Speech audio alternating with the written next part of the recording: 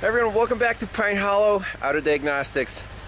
We got another European Saab 2008 V6 Turbo. Customer towed it here 3 hours away, and this is why. He said it has a misfire and it's throwing a code for the number 3 fuel injector. I said he took it to a specialty European shop and they replaced the injector, tried a new engine computer. It was there for about a year. This is ridiculous. So he's like, that's it, I'm taking it somewhere else. So now it's in our hands. Injector fault. I mean, how hard can this be to diagnose? Let's pull it in the shop. I scanned it for codes already. You know, that is the right code, P0203, I think. And try to diagnose the circuit fault. Saab's in the shop. Let's diagnose this injector fault. So first, I did verify the trouble codes. We have 4 codes stored: injector 3 circuit malfunction, multiple cylinder misfire, cylinder 3 misfire detected, and secondary air injection system. Okay, that's as far as I want to go for the scan with the scanner for now. So, wiring diagram. This is the OE. So we have our 6 injectors right here. Power feeds coming in, and then 6 control wires. This is the engine control module. Now this is injector number 3 right here. Well, let's say A, B, C. So C is number 3. That's the green yellow. It turns into a pink and black through this intermediate connector. And then I want to compare it to a known good. So number 5, let's see, C is number 3. E, F, let's see, A, B, C, D, E. So E is number 5. Brown wire turns into a brown and white. So pins 46 and 47 on connector A at the ECM. Those are the 2 wires that we're looking for. And we can always verify on the redrawn diagram. Injectors number 3 and number 5 down here. Yep, green, yellow, and brown turn into pink and black and brown and white respectively on pins 46 and 47. So let's get to the engine computer, find these 2 wires, and see what the voltages are on the control wires. So the engine control module lives up here behind the intake manifold. It was already unscrewed, so I just popped off the plastic cover on connector A, found our 2 wires, the pink and brown, and then the brown and white. I think those are the 2 wires there. Let's see. I'm sorry, pink and black and brown and white, so it's very handy to have a pin out of that connector. 46 and 47. So channel 1 is injector number 3. Channel 2 is injector number 5, control. Always compare to a known good. We have 6 injectors here, and we know it's setting a circuit code for one of them. I also want to have both wires running through my current clamp. So we'll set this to 1 volt is 10 amps, and well, what do we expect to see? First, when we turn the key on, the injectors should have power coming in, but they're not being pulsed on. So we should see battery voltage on both wires if the circuit's good. I suspect we might see 0 volts on injector number 3. Now, if we see 0 volts, there's 2 possibilities. Either an open circuit, the power feed is not getting to the injector or through the injector and to the computer, or if this driver is messed up, then it might be pulling it to ground and sticking the injector open. That's why we have the current clamp. If the current does not go up, then obviously there's no current flow and it's an open circuit. So that's why we're doing voltage and current in this case. Now, code description P0203 says injector 3 circuit open. So I suspect we'll see an open circuit, but let's set up the scope, 3 channels, and fire up the engine for a little bit, see what see if there's any voltage on number 3, see if there's any current flow. Okay, so let's set up the scope. We got 3 channels, the blue and the red channel, or injector 3, injector 5 control. Right now they're both at 0 volts. And our current clamp, if we press the 0 button, yep, we're definitely connected. Let's just turn the key on, see if we have any voltage on those control wires. Ah, we do have some voltage in the control wires. So the circuit is complete for both number 3 and number 5. That's unexpected. Let me just fire it up real quick. See what happens here.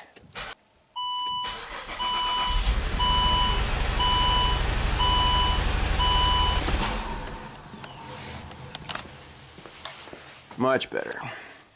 Scope ground to battery. Don't be lazy. So there we go. We have no control.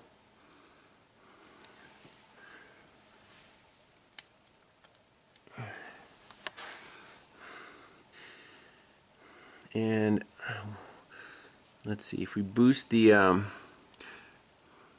scale here on the green channel. So about 0.8 amps peak. That's normal.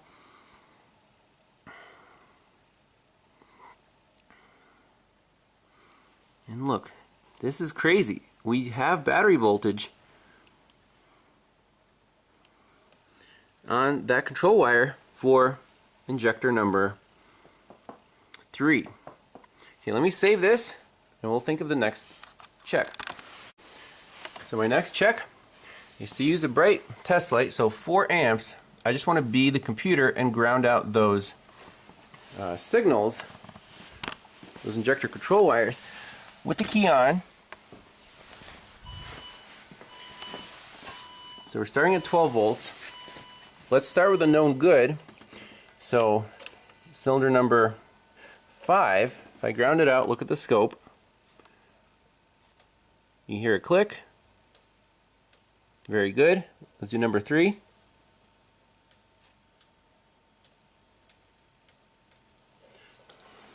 Super cool. So how about that? We just saved how many hours? Removing the intake manifold, replacing injectors, checking wiring harnesses. This thing needs an engine computer. The injector driver for number 3 is cooked. Take a look at our scope. We just proved everything in under a minute.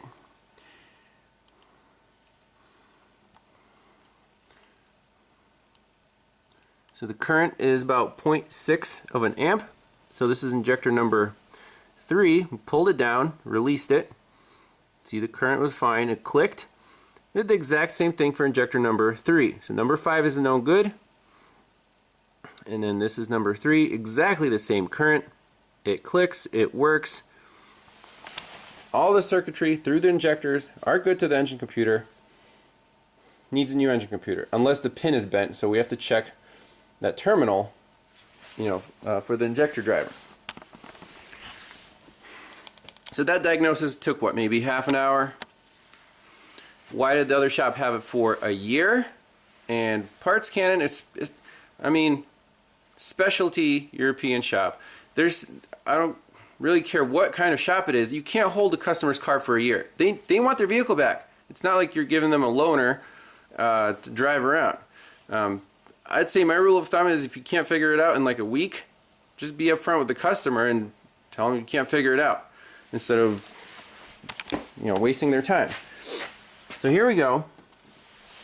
Let's turn the key off, unplug the engine computer, and we'll have to probably find a new one on eBay. Now, we just replaced a Saab engine computer on actually a 2006, so this is 2 years newer. So we'll have to take a picture of the part number. It's probably the next one up. But we already have the Tech 2, we have the GD at Global TIS, so we should be able to program this thing no problems at all. So I have the computer unplugged. And last check I want to do is a terminal tension and continuity between the pin and the wire. So we're on the third row. One. So that tension is good. That tension is perfect.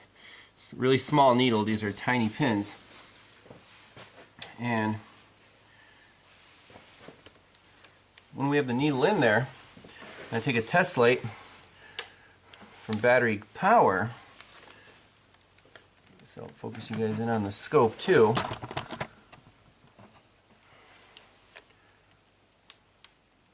You see the traces on there? So when I touch that pin with a test light,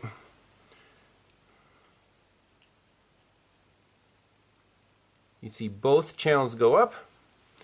Now post in the comments why both of them went up and not just the one that we're testing. Obviously we'll check both. See, both traces went up again. Continuity is perfect. Needs an engine computer. Here's the part number. 55564080 looks like the service number. 555675585 is the tag number. Alrighty, we'll try to get one.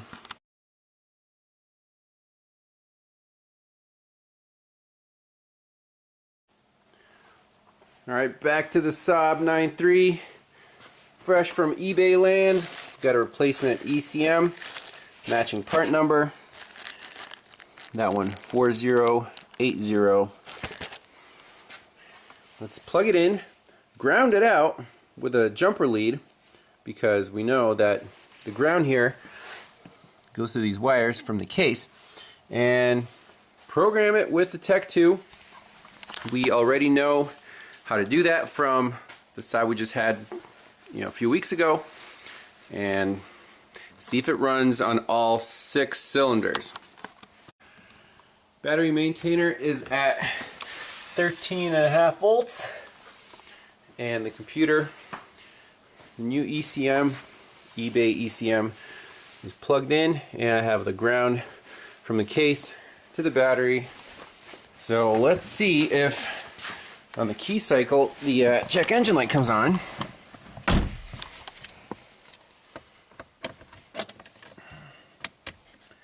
Indeed it does. I hear the throttle body. So we're going to turn the key on, fire up the Tech 2. Alright, here we go. So I have GM Global TIS and Tech 2 installed on this little laptop, and it's way faster than the old clunky programming laptop. So let's just come in here, GM programming, Tech 2 Win, Saab. We'll do Saab NAO. You should recognize the Bosch MasterTech pass-through. You sure did. Okay.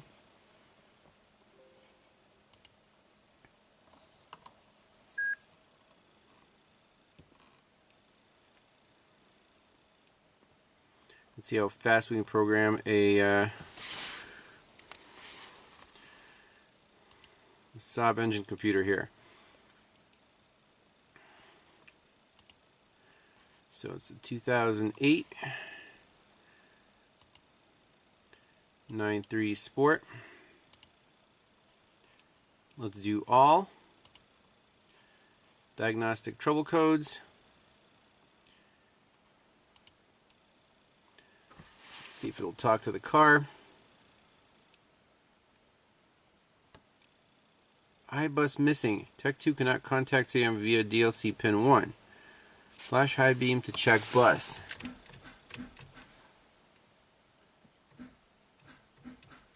Oh, I gotta... See, this is the message that comes up if you're not using the right emulator. So what we have to do is, the last time I used this was on a GM truck. So, a little trick. Let's go to Program Files, General Motors, Tech 2 Win, bin. See, there's Emulator, then Emulator Saab. So you rename this one emulator GM, and then down here just delete Saab. Now we should be good to go. So let's try again. Tech2 win Saab, Saab NAO. Okay.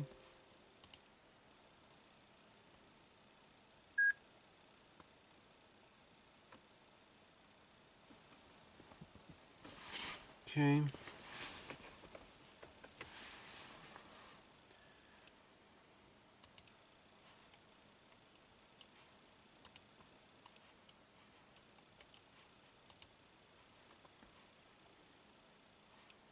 Let's do all.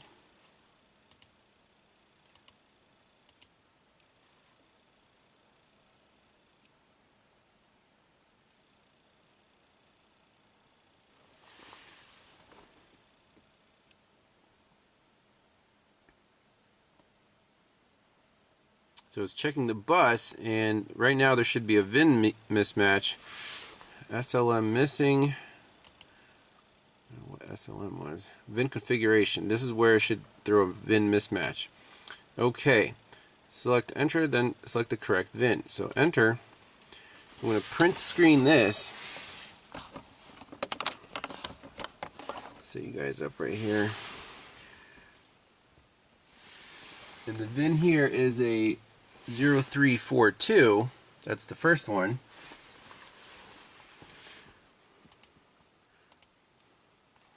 Yep, ME9 has the wrong VIN.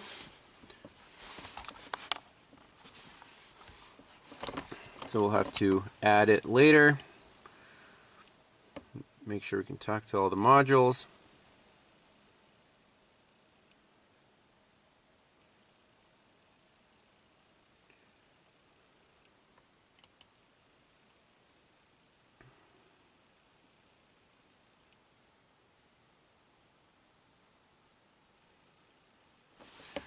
Lock position. So we have 4 codes total.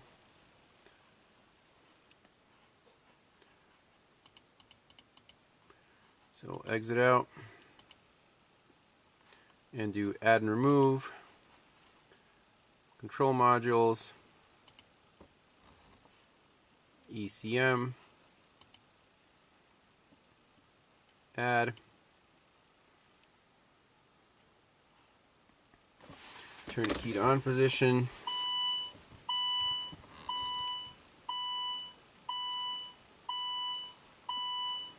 So security access, that's where it's going to say go to TIS 2000.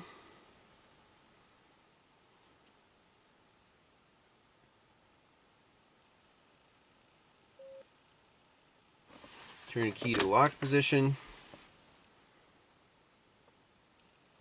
Yep. So basically,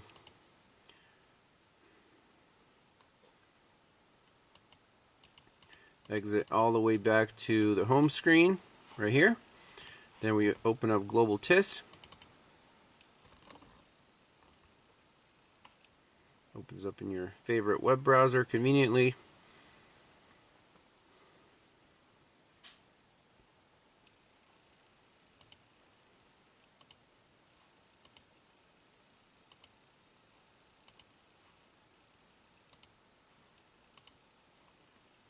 So fast. Tech 2 next. So we'll look at our Tech 2 screen.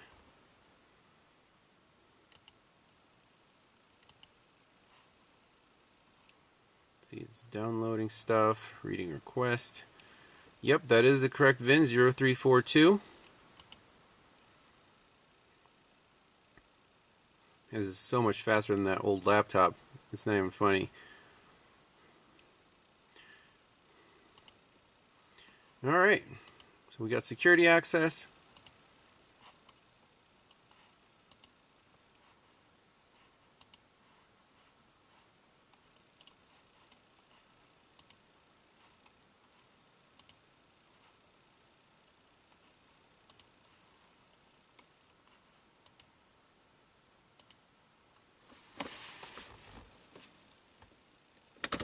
Keys on. Now it should go right through.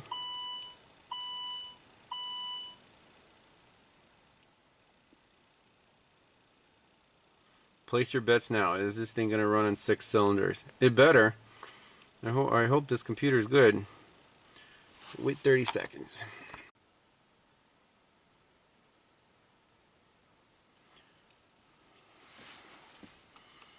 So it is an automatic. It does have cruise control. US market.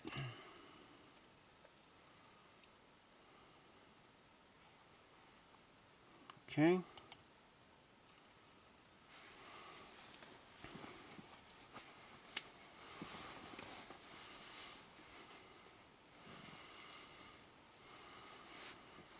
Now it's going to ask about the tire size. And let me double check the tire size. Alright, so we're going 235, 45, 17. Whatever.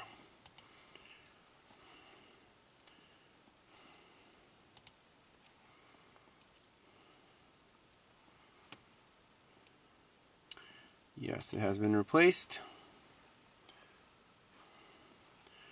Oh, I don't know, 50% oil life. I did check the oil. It was a little dirty, so.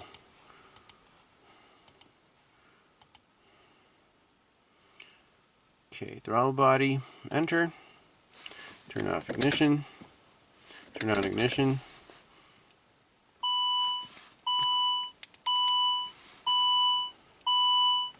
Enter to learn.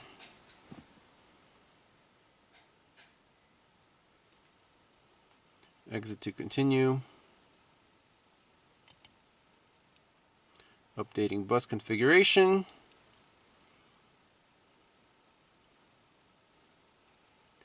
Okay.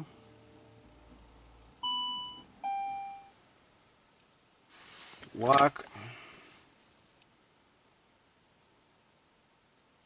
Remove ignition key. That's it. We're done. Let's see if it runs.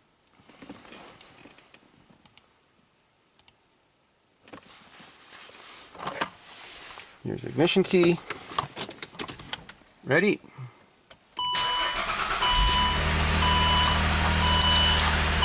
Nice and smooth. Perfect. Well, I'm not going to run it too long, but awesome. For bonus footage, we might take care of that air pump code. I heard of the pump run, but I think whatever. He's got to go through his drive cycles. Made the right call. Apparently Saab engine computers are not very long lasting, and they're really small, and only eBay has them. So far, we've gotten lucky. So thanks a lot for watching, and we'll see you in the next one. Bye-bye.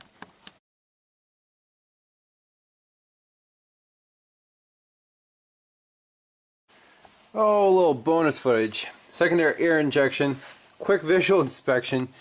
So this piece, this plastic pipe that lives right here by all this hot stuff, is just snapped off. So what I'm going to do is just shove a rubber hose in here that's about the right diameter. It'll be an interference fit. Chop this off, shove it in there. It's just the air pump forcing air into the exhaust system. Should be good enough to not set the check engine light.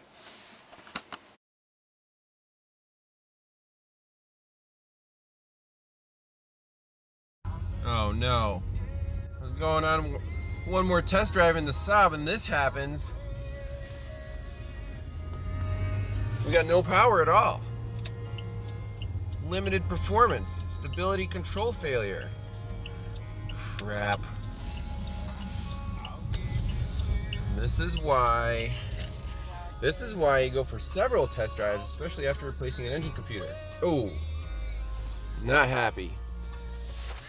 What are the trouble codes here?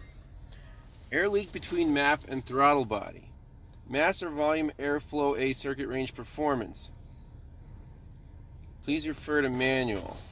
So I'm going to put these in a report, P1896, 1895, 2281. That was pending after the first test drive. After the second one, it actually flipped the check engine light. So we save this. We'll clear the codes out, or we can do a freeze frame, and then see when this set.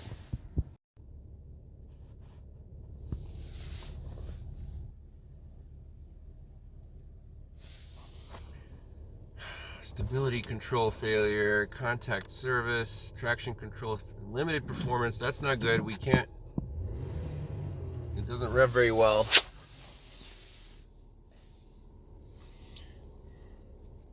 So I saved the freeze frame data. Let's, I'm going to clear the fault code out.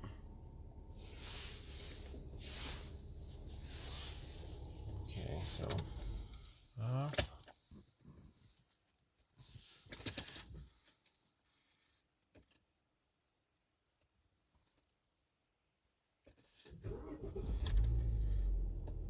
Okay, now it's back to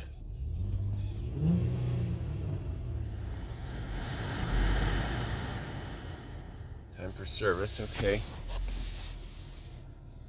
let's just look at some live data. Airflow, ambient air temp, absolute throttle, baro, engine coolant temp, engine RPM, equivalence ratio, long-term, short-term trim. Okay.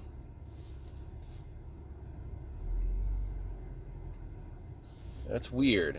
10 grams per second.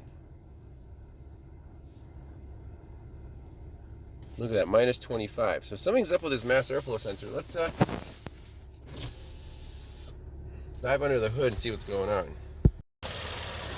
There's your problem, lady. Oh my gosh, the pipe popped off. Ridiculous. Put that back in. Put that back in. Slowly drive it back. Ridiculous. Oh, it's always fun fixing other people's sloppy work. So we're going to put this air hose back in and tighten these clamps down. Keep in mind, this is under ultra high turbo boost pressure, so we want everything tight.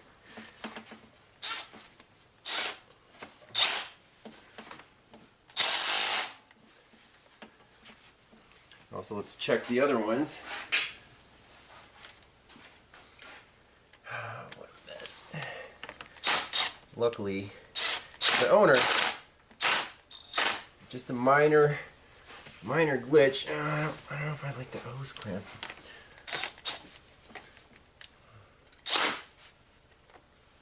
Yeah, it's not.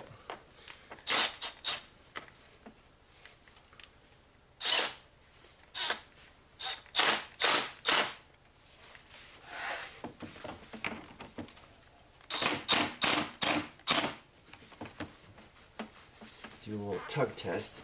I guess that's alright. And then the air pipe was completely crumbling. That little hose piece I put in there wasn't doing the right thing. It was just all loose. So this is a heater hose, 5/8 inch, silicone, heat resistant.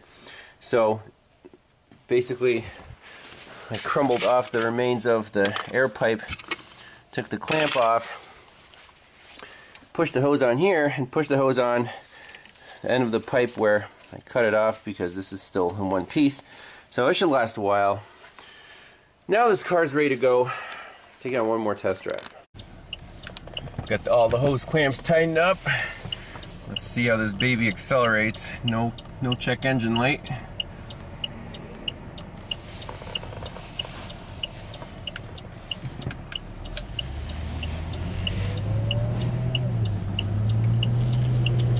Oh, feel that boost. Woo! Hey, this car's quick.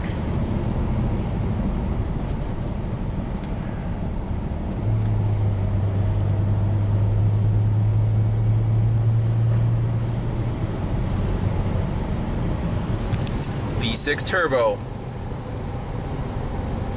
So, customer's picking it up shortly. I want to make sure it's all set. I think you'll be in good shape.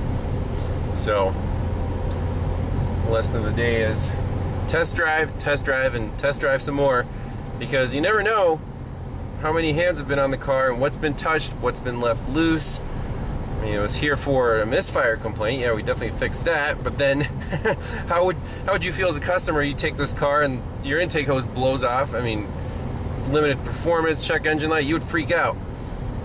So luckily, it was just, you know, not a big deal. Put the hose back on, and now it's driving perfect. So enjoy the winter weather, and we'll see you in the next one.